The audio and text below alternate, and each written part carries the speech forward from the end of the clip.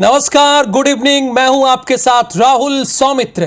खबरों के महाबुलेटिन यानी न्यूज डिकोड खबर A to Z में आपका स्वागत करता हूं, क्योंकि जरूरी हो जाता है खबरों के पीछे की खबर को समझना, खबर के पीछे की खबर लेना। तो चलिए शुरू करते हैं आज का न्यूज डिकोड।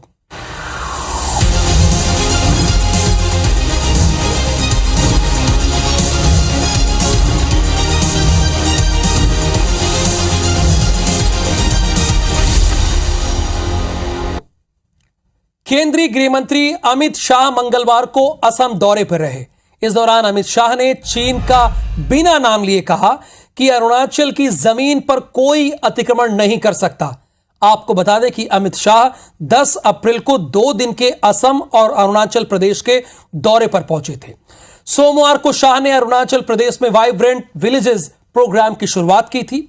वहीं चीन ने शाह के अरुणाचल दौरे को उसकी क्षेत्रीय संप्रभुता का उल्लंघन बताया है। भारत ने चीन आपत्तियों को खारिज कर दिया है सिरे से। इसके अलावा सुब्रमण्यम स्वामी ने अमित शाह पर निशाना साधा है। स्वामी ने ट्वीट किया है कि अमित शाह गृह मंत्री बनने के लायक नहीं है। स्वामी का यह ट्वीट डोकलाम क्षेत्र में चीन के कथित अतिक्रमण को लेकर किया गया है। तो खबर आपने देख ली। इसी बहाने अब चीन की एक करतूत को डिकोड करते हैं, जो कि बहुत जरूरी है, जो भारत के लिहाज से चिंता का सबब है। और यह चिंता आपको भी होनी चाहिए, क्योंकि आप भी भारतीय हैं। चीन ने भूटान के एमोचू में अपने सैनिकों के 1000 घर बनाए। 1000 घर। एक रिपोर्ट के मुताबिक यह भारतीय सेना के लिए परेशानी की बात है, क्योंकि ये सभी इमारतें चीन और भारत के बीच बने हिस्से डोकलाम से बहुत करीब है। दरअसल अमोचू डोकलाम के पास है, जहां से भारत का सिलीगुड़ी कॉरिडोर चीन की PLE की सीधी रेखा में है, यानी सीधी रेखा में है। यह भारत, चीन, भूटान डोकलाम ट्राई जंक्शन से कुछ दूरी पर है। इसी जगह बीजिंग के रोड कंस्ट्रक्शन को लेकर 2017 में भारत और चीन के बीच सैन्य गतिरोध हुआ था। रिपोर्ट के मुताबिक चीन का अपनी सेना के डोकलाम के करीब एक घर बनाने के पीछे एक बड़ा मकसद है, और यह जिम्मेदारी से मैं कह रहा हूं। वहीं इसके जरिए उसी रिच तक पहुंचने का प्रयास कर रही है, जहां 2017 में डोकलाम में भारतीय सेना की ओर से चीन के सैनिकों के खिलाफ कड़ी जवाबी कार्रवाई की गई थी। अब चीन यह चाहता है कि वो इससे डोकलाम के पश्चिम में भारतीय सुरक्षा को बाईपास कर सके, पर यह उसकी मंशा कामयाब नहीं होगी। तो चलिए अब आपको लेकर चलते हैं छत्तीसगढ़। छत्तीसगढ़ से अगली खबर है, जहां पर सीएम भूपेश बघेल ने मंगलवार को बेमेतरा में मृत युवक के परिजन को सरकारी नौकरी और 10 लाख मुआवजा देने का ऐलान किया है।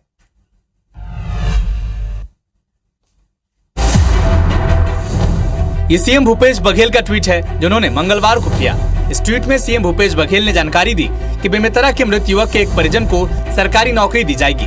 इसके साथ ही सीएम भूपेश बघेल ने मृत युवक के परिजन को 10 लाख रुपए मुआवजा देने का भी ऐलान किया। वहीं दूसरी ओर बीजेपी ने सरकार को बेमेतरा के मसले पर एक बार फिर से घेरने की कोशिश की। ये छत्तीसगढ़ के शांति और सद्भावना को बिगाड़ने की घटना है। छत्तीसगढ़ को तालिबान बनाने की दिशा में राज्य की कांग्रेस की सरकार, भूपेश बघेल की सरकार ले जा रही है। इधर धमतरी में बेमेतरा की घटना से नाराज लोगों ने गृह मंत्री का पुतला दहन किया।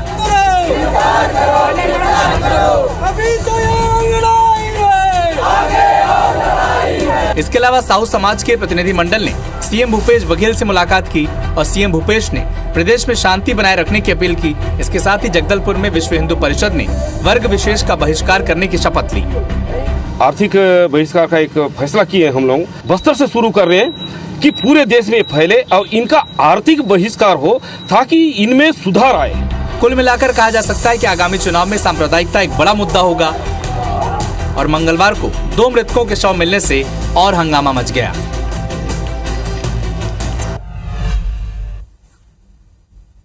तो मुआवजा मिलेगा, सरकारी नौकरी भी मिलेगी, लेकिन असली सवाल यह है कि आखिर ऐसी नौबत क्यों आई। इसे डिकोड करना आपके लिए बहुत जरूरी था, और हमारी टीम ने इसे डिकोड किया है। पहली बात जो समझनी होगी वो ये है कि बेमेतरा की घटना समाज में बढ़ती वैमनस्यता और कटुता का प्रतीक भर है। समाज में तेजी से ध्रुवीकरण हो रहा है और इसके साथ ही समुदायों के बीच में तनाव भी बढ़ रहा है। सोशल मीडिया और इंटरनेट के माध्यम से दो अलग अलग धर्मों के मानने वालों के बीच मनमुटाव बढ़ता ही जा रहा है। कुल मिलाकर कहना हम ये चाहते हैं कि बेमेतरा की घटना से सबक लेने की आवश्यकता है ताकि भविष्य में ऐसी कोई भी छोटी या बड़ी घटना ना हो। हमें आपको सोचकर हैरत हो सकती है कि अब छोटी सी बात पर भी हत्या जैसी वारदात हो रही है, और छोटी सी बात पर। बहरहाल समाज में सद्भाव कायम रहे, सहिष्णुता बरकरार रहे और सांप्रदायिकता का जहर ना फैले, क्योंकि इससे सिर्फ और सिर्फ समाज का ही नुकसान होना तय है। और अब आपको लेके चलते हैं मध्य प्रदेश, जहां चुनाव से पहले विंध्य प्रदेश का मुद्दा गर्माता जा रहा है। चुनाव में 242 दिन है। मैहर से भारतीय जनता पार्टी के विधायक, जिनका नाम नारायण त्रिपाठी है, उन्होंने विंध्य की 30 विधानसभा सीटों पर अपने प्रत्याशी उतारने का ऐलान किया है और उन्होंने डंके की चोट पे यह भी कहा है कि हमारे इन विधायकों को जिताइए और अलग प्रदेश आपको हम देंगे। चुनाव से पहले अपनी अपनी मांग को लेकर पार्टी गठन की प्रक्रिया शुरू हो गई है। सतना जिले के मैहर से बीजेपी विधायक नारायण त्रिपाठी के बगावती सुर देखने को मिले हैं। उन्होंने विंध्य पार्टी बनाने का ऐलान किया है। विधायक नारायण त्रिपाठी ने विंध्य के 30 विधानसभा सीटों पर अपने प्रत्याशी उतारने की घोषणा की है। नारायण त्रिपाठी ने विंध्य वासियों से कहा है कि आप मुझे 30 सीट दो। तुम मुझे 30 दे दो, मैं 30 के दम पर 2024 के अंदर विंध्य प्रदेश बना के आप सबके हवाले कर दूं। विंध्य प्रदेश का पुनर्निर्माण कराएंगे। नारायण त्रिपाठी के इस कदम पर बीजेपी वेट एंड वॉच की पॉलिसी अपना रही है। अगर भारतीय जनता पार्टी का कोई विधायक है या कोई जिम्मेदार कार्यकर्ता है वो कुछ ऐसा करता है तो जरूरी उस पर हम संगठन को जो आवश्यक निर्णय करने होंगे वो करेंगे। उन्होंने कहा कि 15 मई से पहले विंध्य पार्टी का रजिस्ट्रेशन हो जाएगा। विंध्य के लोग अब अपनी पार्टी के टिकट पर चुनाव लड़ेंगे। लंबे समय से अलग विंध्य प्रदेश की मांग कर रहे नारायण त्रिपाठी ने चुनाव के पहले अहम दांव चला है। तो चलिए इसी बहाने आज हम विंध्य प्रदेश की मांग और उसके इतिहास को डिकोड करते हैं, क्योंकि यह बहुत जरूरी है। इसीलिए हमने शुरू में कहा था कि खबरों के पीछे की खबर को समझना जरूरी है।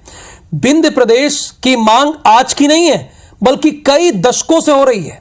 मध्य प्रदेश के पूर्व विधानसभा अध्यक्ष श्रीनिवास तिवारी अपने जीवन काल में अलग विंध्य प्रदेश की मांग करते रहे, लेकिन वो सफल नहीं हो सके। एक बार फिर विंध्य प्रदेश की मांग भाजपा के शासनकाल में भाजपा के ही विधायक कर रहे हैं। मैहर विधायक नारायण तिवारी विंध्य प्रदेश को लेकर इस समय बहुत एक्टिव है। विंध्य प्रदेश भारत का एक पूर्व राज्य था। 23,603 वर्ग मील के क्षेत्र में फैला हुआ है विंध्य प्रदेश। इसे 25 जनवरी 1950 को विंध्य रेंज के नाम पर विंध्य प्रदेश के रूप में नामित किया गया था। ये बात आप जान लीजिए, क्योंकि जीके है। जो प्रांत के केंद्र के माध्यम से चलता था। राज्य की राजधानी रीवा थी।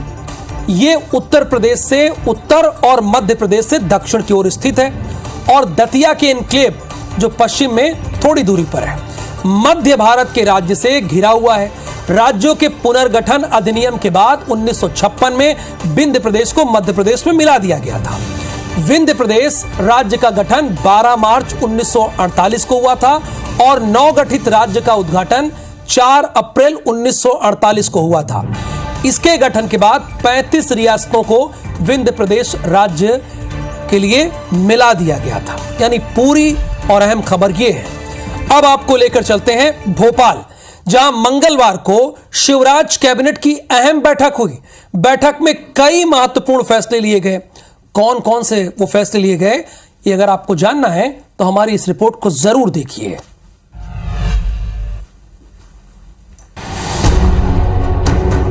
तस्वीरें शिवराज कैबिनेट की है, जहां आज कई अहम फैसले लिए गए। शिवराज कैबिनेट के अब ट्रांसजेंडर्स ओबीसी कैटेगरी में शामिल किए जाएंगे। इसके बाद ट्रांसजेंडर्स भी ओबीसी आरक्षण के हकदार होंगे।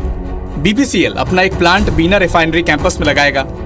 मध्य प्रदेश पिछड़ा वर्ग की सूची के क्रमांक 93 के उपरांत क्रमांक 94 में ट्रांसजेंडर को भी सम्मिलित किया जाए। इसके अलावा कैबिनेट में एमपी राज्य मिलेट्स मिशन की घोषणा की गई, जिसके तहत मोटे अनाज के प्रचार प्रसार, उत्पादन और इसके उपयोग तीनों आयामों पर काम किया जाएगा। इसी तरह शिवराज कैबिनेट में ये फैसला भी लिया गया कि गेहूं एक्सपोर्ट करने के लिए अगर किसान मंडी शुल्क देते हैं तो उसकी भरपाई सरकार करेगी।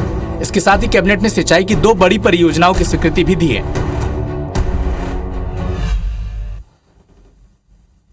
तो शिवराज कैबिनेट ने जो फैसले किए हैं वो वाकई काबिल तारीफ है। तो इन फैसले को डिकोड कर लेते हैं।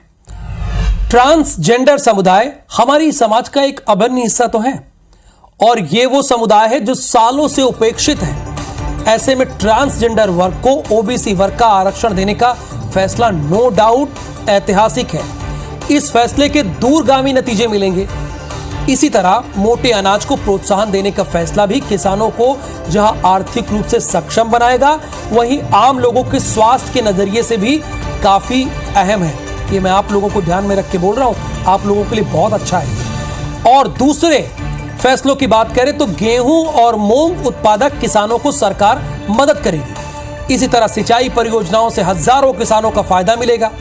बीपीसीएल के प्लांट लगाने से सैकड़ों लोगों को रोजगार मिलेगा, इसमें तो कोई दो राय नहीं है। कुल मिलाकर शिवराज कैबिनेट ने जो फैसले लिए हैं वो नो डाउट अबाउट इट प्रशंसा के काबिल है।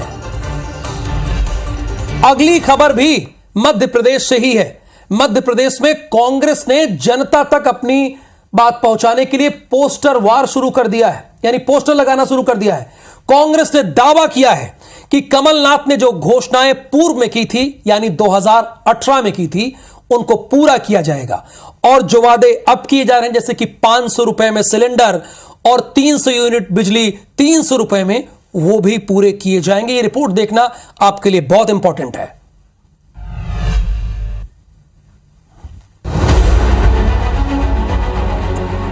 सारे सपने होंगे साकार जब प्रदेश में होगी कमलनाथ सरकार। इस स्लोगन के साथ कांग्रेस ने एमपी में चुनावी एजेंडा, मैनिफेस्टो दोनों फिक्स कर दिया है। कर्ज माफी, पुरानी पेंशन, रोजगार, 500 रुपए में गैस सिलेंडर और सस्ती बिजली के अलावा कांग्रेस ने सीएम शिवराज सिंह चौहान की फ्लैगशिप लाडली बहना योजना का तोड़ भी जनता के सामने रख दिया है। सरकार बनने पर कांग्रेस ने महिलाओं को हर महीने 1,500 रुपए देने का वादा किया है। इस पोस्टर वॉर की शुरुआत चुनावी साल 2023 के आगाज के साथ ही हो गई थी, जब कांग्रेस ने नया नारा दिया था, नया साल नई सरकार। हालांकि कांग्रेस के वादों को बीजेपी नकल बता रही है। वादों पर बीजेपी का वार हुआ तो कांग्रेस का पलटवार तो आना ही था। कांग्रेस ने कभी भी अकल से काम नहीं किया, कांग्रेस ने हमेशा नकल से काम किया है। अगर वो अकल से काम करते तो आज कांग्रेस की दुर्दशा नहीं होती। 1500 क्यों, वो तो 15,000 भी कह सकते हैं, क्योंकि सरकार उनकी बनना ही नहीं है, उनको मालूम है। अरे कांग्रेस तो बदनाम है, योजनाओं को बंद करने के मामले में 15 महीने में आई थी और शिवराज सरकार की, भाजपा सरकार की योजनाओं को बंद करने का काम कांग्रेस ने किया था। विकास के काम बंद करने का काम कांग्रेस ने किया था। कुछ भी कर रहे हैं वोट लेने के लिए कि इस तरह सरकार बन जाए, लेकिन ये मान के चलिए कि पूरा का पूरा जनता इनके खिलाफ है। आज भारतीय जनता पार्टी के कई बूथ मैनेजमेंट करने 114 नहीं, अब 174 से ज़्यादा सीटें आएंगी। चुनाव के समय तमाम राजनीतिक पार्टियां मुद्दे और वादे तय करते हैं। एमपी में कांग्रेस ने तो अपने पत्ते खोल दिए हैं और अब बारी बीजेपी की है। इन सब के बीच जनता ही जनार्दन है। जनता जिसके वादों पर भरोसा करेगी वही सत्ता की कमान संभालेगा। तो कांग्रेस ने अपना चुनावी वादों का पिंडोरा बॉक्स खोल दिया है। बारी अब बीजेपी की है। तो वक्त वादों, दावों और हकीकत को डिकोड करने का है, जिससे आप अच्छे से जान जाइए और समझ जाइए। मैं जानता हूं कि आप बहुत समझदार हैं, लेकिन फिर भी खबर बताने का काम मेरा है। कांग्रेस ने जिस तरीके से अपने वादों की फेहरिस्त जारी की है, वो सीधे सीधे इशारा कर रही है कि कांग्रेस किसी भी कीमत पर सत्ता वापसी करना चाहती है। कांग्रेस के वादों की सूची को देखें तो साफ पता चलता है कि कांग्रेस हर वर्ग को लुभाने की मंशा रखती है और इसकी कवायद भी कर रही है। असल में हकीकत यह है कि कमलनाथ यानी कांग्रेस सरकार को 10 साल बाद सत्ता मिली थी और हुआ यह कि सरकार अपना कार्यकाल पूरा ही नहीं कर पाई। तो जाहिर सी बात है कि कांग्रेस ने पिछले चुनाव में जितने वादे किए थे वो 100% तो पूरे नहीं हुए थे। ये बात सही बात है। रही बात बीजेपी की, तो बीजेपी लगातार 15 साल सत्ता में रही है, फिर 2.5 साल का गैप हुआ, फिर सत्ता में वापसी हो गई। इसे 15 महीने मानिए। अब बीजेपी के सामने कांग्रेस से बड़ी चुनौती है और वो चुनौती ये है कि उसे सत्ता फिर से पानी है और लगातार शिवराज ऐसी घोषणाएं कर भी रहे हैं। बहरहाल देखना होगा कि बीजेपी कांग्रेस के बरक्स कैसा मैनिफेस्टो पेश करती है। अगली खबर राजस्थान से है, जहां कांग्रेस के नेता सचिन पायलट धरने पर बैठे और मसला था वसुंधरा राजे सरकार में हुए भ्रष्टाचार के खिलाफ कार्रवाई का ना होना। अब सचिन पायलट का यह मास्टर स्ट्रोक है या बगावती सुर, यह जानने के लिए हमारी आप ये रिपोर्ट देखिए।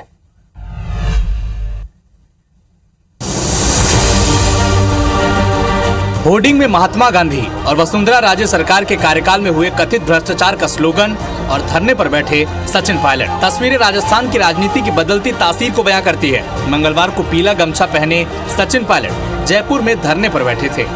उनके विरुद्ध पूरा विपक्ष एक हुआ है और हम करप्शन को लेकर बड़े गंभीर हैं, ये बात हम सब जानते हैं। और उसी करप्शन को इश्यू को लेकर मैंने अपनी बात को रखा था। करप्शन के खिलाफ पूरा देश है, ना सिर्फ विपक्ष लेकिन तमाम विपक्षी पार्टियां और कांग्रेस और हम सब लोग मिलकर इसके खिलाफ संघर्ष करते थे। सचिन पायलट का यह धरना खुद अपनी ही सरकार के खिलाफ है। कांग्रेस कई महीनों से सचिन पायलट से परेशान है और हकीकत ये है कि सचिन पायलट के इस धरने से भी कांग्रेस खुश नहीं है। इस धरने को गहलोत के खिलाफ पायलट का मोर्चा समझा जा रहा है। अहम बात यह है कि इस धरने के बहाने एक बार फिर से राजस्थान में कांग्रेस की गुटबाजी खुलकर सामने आ गई। बहरहाल देखना यह होगा कि पायलट और गहलोत की जंग किस करवट लेती है। वैसे सचिन पायलट का धरना बता रहा है कि अब सचिन पायलट आर पार के मूड में हैं। तो जाहिर सी बात है, सवाल ये उठता है कि आखिर पायलट को धरने पर बैठने की नौबत क्यों आई। चलिए इसे डिकोड कर लेते हैं, चूंकि जरूरी भी है। राजस्थान की ठीक वैसी स्थिति है जैसे कभी मध्य प्रदेश में थी। पायलट और गहलोत के बीच वैसी ही रस्साकशी जारी है जैसे कभी सिंधिया और कमलनाथ के बीच थी। पायलट सीएम बनना चाहते थे पर ऐसा हो नहीं पाया। ये टीस पायलट को चैन से रहने नहीं दे रही है। आपको याद होगा कि कांग्रेस के राष्ट्रीय अध्यक्ष के चुनाव के वक्त राजस्थान कांग्रेस की गुटबाजी खुलकर सामने आ गई थी। किसी के छिपाने की बात नहीं है, सबको पता है। गहलोत ने पायलट के खिलाफ खिलाफत की थी तो पायलट भी विद्रोह करने के मूड में आ गए थे। कुल मिलाकर पायलट और गहलोत की जंग अब कोई नई बात नहीं है, पुरानी बात हो गई है। दोनों ही एक दूसरे को हर मोर्चे में 19 साबित करना चाहते हैं कि तुम 19 हो, वो कहता है कि तुम 19 हो। और पायलट का धरना भी इसी कवायद का हिस्सा है। देखना होगा कि आने वाले वक्त में राजस्थान की राजनीति का क्या मोड़ लाती है। और आपको ध्यान होगा जब इसके पहले राजस्थान का चुनाव था तो सचिन पायलट वहां के प्रदेश अध्यक्ष थे और इसी मुद्दे को उन्होंने प्रमुखता से उठाया था। अगली खबर वाशिंगटन से है, जहां निर्मला सीतारमण ने एक इंस्टीट्यूट की परिचर्चा में भारत का पक्ष जोरदार तरीके से रखा और रखना भी चाहिए। निर्मला सीतारमण से भारत अल्पसंख्यकों की स्थिति पर कई सवाल पूछे गए। उन्होंने डटकर और साफ साफ जवाब दिया।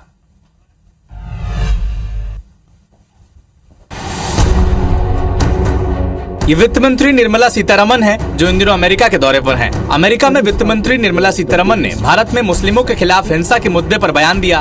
वित्त मंत्री ने कहा, ये राय ऐसे लोगों ने बनाई है जो भारत आए ही नहीं हैं। अगर भारत में मुस्लिमों के खिलाफ हिंसा होती तो क्या उनकी आबादी इतनी बढ़ती। भारत में दुनिया की दूसरी सबसे बड़ी मुस्लिम आबादी रहती है। आपको बता दें कि निर्मला सीतारमण वॉशिंगटन में Peterson Institute for International Economics में भारत में इकोनॉमिक ग्रोथ के मुद्दे पर बोल रही थी। निर्मला ने इसके अलावा कई अहम मुद्दों पर बात रखी। इसके साथ ही निर्मला सीतारमण ने पाकिस्तान में अल्पसंख्यकों की हालात पर अपनी बेबाक राय रखी और कहा कि पाकिस्तान में अल्पसंख्यकों की हालत लगातार बदतर होती जा रही है, वो हर दिन घटते जा रहे हैं। कुल मिलाकर निर्मला सीतारमण ने अमेरिका में बेहद प्रभावशाली तरीके से भारत का पक्ष रखा, जो काबिले तारीफ है। तो न्यूज डिकोड खबरों का महा बुलेटिन तो है ही, साथ ही करंट अफेयर से भरा एक ऐसा शो भी है जो आपको रखता है दूसरों से एक कदम आगे। तो आज के लिए बस इतना ही, मुझे दीजिए इजाजत। नमस्कार, शुभ रात्रि।